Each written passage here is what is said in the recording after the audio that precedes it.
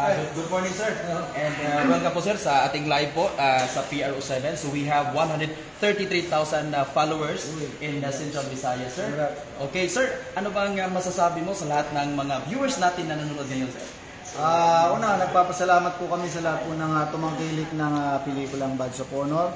At doon po sa hindi pa po nakakapanood, like to invite you to please come and watch Badge of Honor.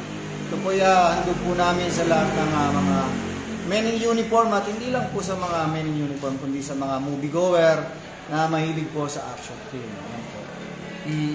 Sir, ano bang masasabi mo, sir, sa lahat ng mga fans dito po sa Cebu? Kasi yung mga batang 90s, yung mga lahat ng mga tao dito, sir, walang hindi nakakilala sa iyo, sir. Ang gwapo mo. Thank you. Sir Jeric Rabal. Thank you. At siyempre, nagpapasalamat kami sa kanilang mainit na pagtanggap. In fact, nag-iikot nga kami dito para po ma-promote yung movie na Badge of Honor.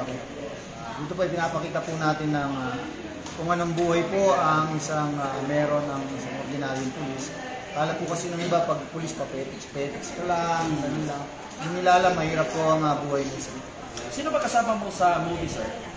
Dito po kasama po namin dito si Empress Yuk, si Raven Cruz, si Alfred Vargas, si Romel Padilla. Okay. So, meron na bang nakasama na PNP, sir?